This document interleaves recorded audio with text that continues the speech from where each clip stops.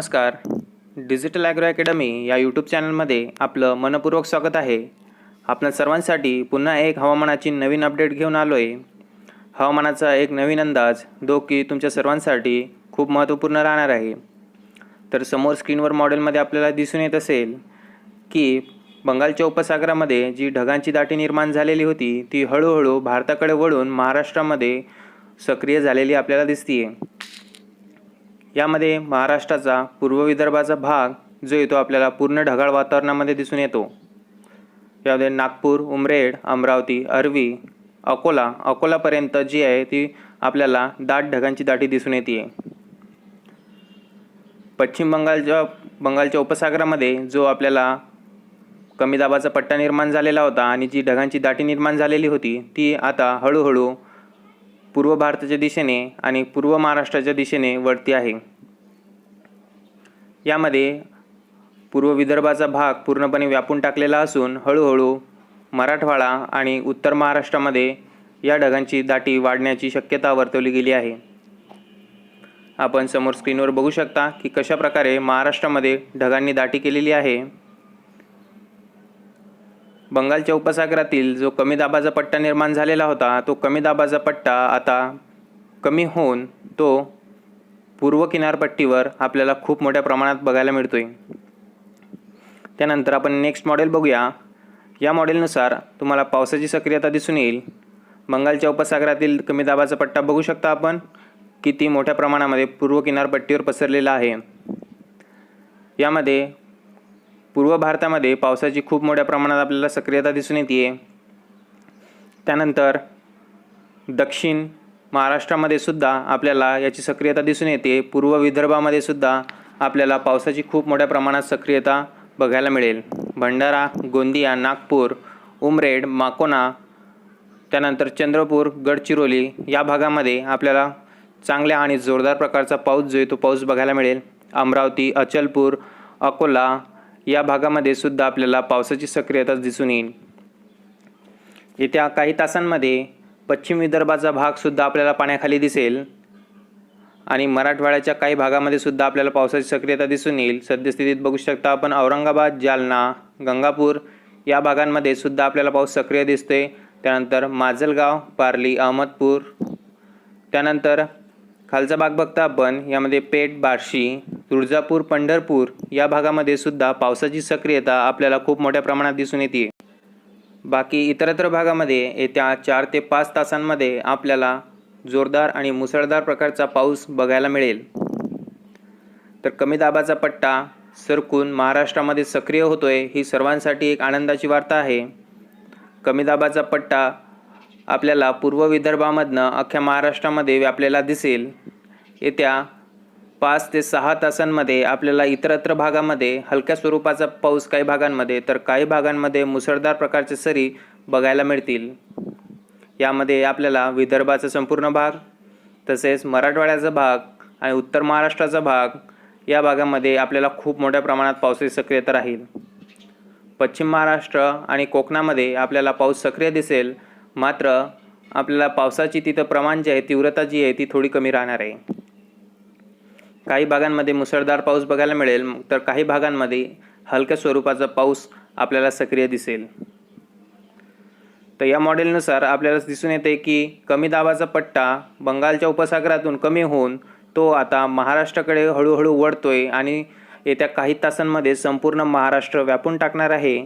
त्यामुळे महाराष्ट्रामध्ये मोठ्या प्रमाणात मुसळधार पावसाची शक्यता जी आहे ती शक्यता वर्तवली गेली आहे. त्यानंतर आपण एक दुसरं मॉडेल बघूया. या मॉडेलनुसार आपल्याला स्क्रीनवर दिसून येत असेल की मेघगर्जनेचा जो प्रभाव आहे तो मेघगर्जनेचा प्रभाव दक्षिण भारतामध्ये आणि पूर्व भारतामध्ये खूप जास्त प्रमाणात बघायला मिळेल.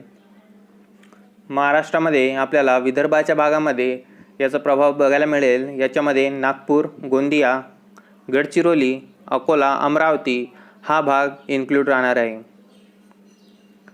कारण या भागामध्ये आपल्याला ढगांची दाटी आणि पावसाची सक्रियता असल्यामुळं पाऊस जो आहे तो मेघगर्जनेसह पाऊस बरसण्याची दाट शक्यता या भागामध्ये वर्तवली गेली आहे. त्यानंतर समोरील मॉडेल आपण बघू शकता. या मॉडेलनुसार आपल्याला कमी दाबाचा पट्टा दिसून येईल. आपण बघू शकता की बंगालच्या उपसागरातील कमी दाबाचा पट्टा जो आहे तो आपल्याला पूर्वेकडे म्हणजेच की पूर्व किनारपट्टीवर आपल्याला खूप जास्त प्रमाणात गडद दिसतोय। पूर्व किनारपट्टीवर याची खूप मोठ्या प्रमाणात सक्रियता असून ती हळूहळू पश्चिमेकडे त्याची दिशा चाललेली आहे।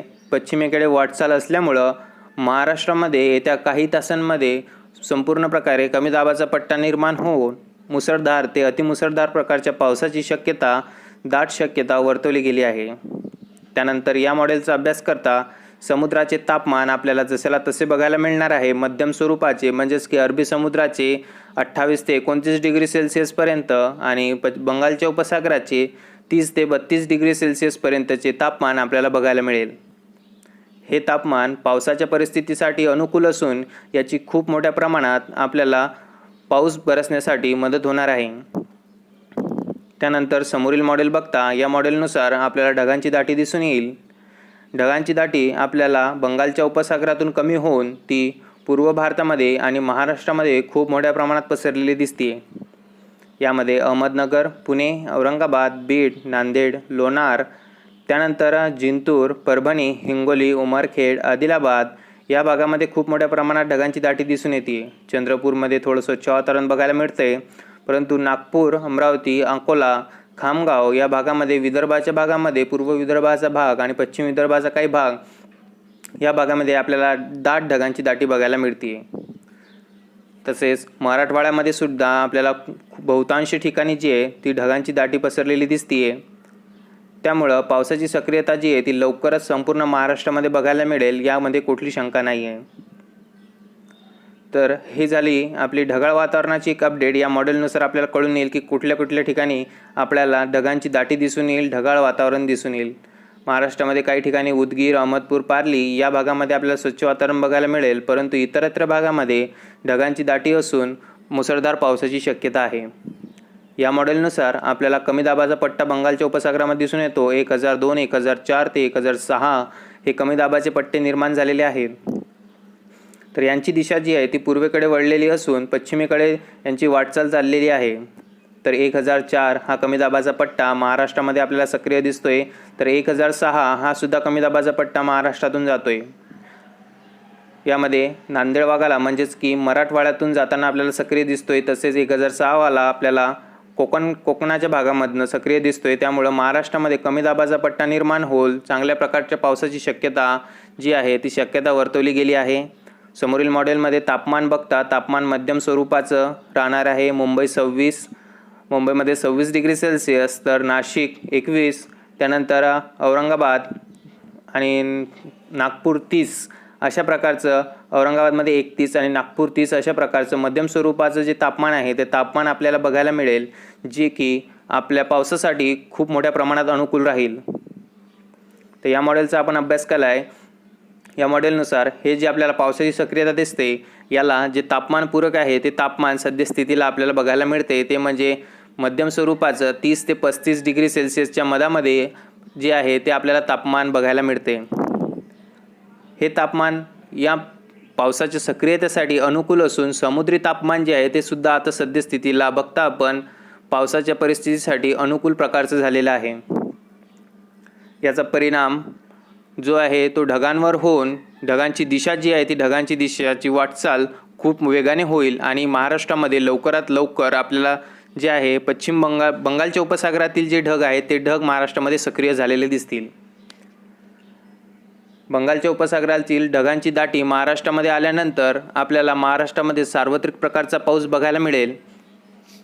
यामध्ये सर्वाधिक जी तीव्रता राहणार आहे ती तीव्रता पावसाची राहणार आहे विदर्भ आणि मराठवाड्यामध्ये। विदर्भ आणि मराठवाड्यामध्ये सर्वाधिक पावसाचा जोर बघायला मिळेल। 16 ते 22 ऑगस्ट दरम्यान महाराष्ट्रामध्ये मुसळधार ते अतिमुसळधार प्रकारचा पाऊस जो आहे तो पाऊस हवामान खात्याने सुद्धा वर्तवला गेला आहे। 16 ते 22 दरम्यान महाराष्ट्रामध्ये आपल्याला अनेक भागांमध्ये खूप जोरदार अशा प्रकारचा पाऊस बघायला मिळेल आणि सार्वत्रिक प्रकारचा पाऊस आपल्याला बघायला मिळणार आहे। आपण जे मॉडेल बघितले त्यानुसार पण आपल्याला समजून आलंच असेल की 16 ते 22 या येत्या कालावधीमध्ये आपल्याला खूप चांगल्या प्रकारचा पाऊस जो आहे तो महाराष्ट्रामध्ये सक्रिय दिसेल। यामध्ये 17, 18, 19 आणि 20 ऑगस्टला या कालावधीमध्ये या 4 दिवसांमध्ये पावसाची जी तीव्रता आहे, पावसाचा जो जोर आहे तो सर्वाधिक असून या तारखेंमध्ये खूप मोठ्या प्रमाणात आपल्याला पावसाची सक्रियता दिसून मेघगर्जनेसह हा पाऊस राहणार आहे। या कालावधीमध्ये अनेक जिल्ह्यांना जे ते रेड अलर्टसुद्धा देण्यात येईल, कारण पावसाची तीव्रता ही अतिमुसळधार राहून मेघगर्जनासुद्धा खूप मोठ्या प्रमाणात बघायला मिळेल। तर अशा प्रकारे बंगालच्या उपसागरातील जी वातावरण निर्मिती झाली होती, जी पावसासाठी पूरक पोषण असं वातावरण निर्माण झालं होतं, त्यामुळे आता महाराष्ट्रामध्ये आपल्याला चांगल्या प्रकारचा पाऊस जो आहे तो पाऊस सक्रिय दिसेल। त्यामुळे आपल्याला अनेक ठिकाणी अनेक जिल्ह्यांमध्ये मेघगर्जनेसह पावसाची शक्यता बघायला मिळणार आहे।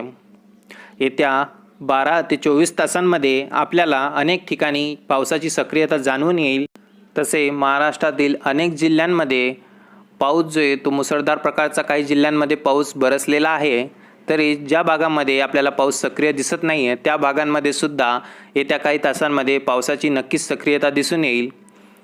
तर आपणा सर्वांसाठी ही एक आनंदाचीच वार्ता आहे की सर्व महाराष्ट्रामध्ये सर्व राज्यभर चांगल्या प्रकारचा पाऊस आपल्याला सक्रिय दिसेल। मॉडेलनुसार पण आपण बघू शकता, यामध्ये मुख्यतः आपल्याला पूर्व विदर्भाचा भाग, मराठवाड्याचा भाग आणि त्यानंतर उत्तर महाराष्ट्राचा भाग, या भागांमध्ये आपल्याला जास्तीत जास्त पावसाची जी सक्रियता आहे ती पावसाची सक्रियता दिसून येणार आहे।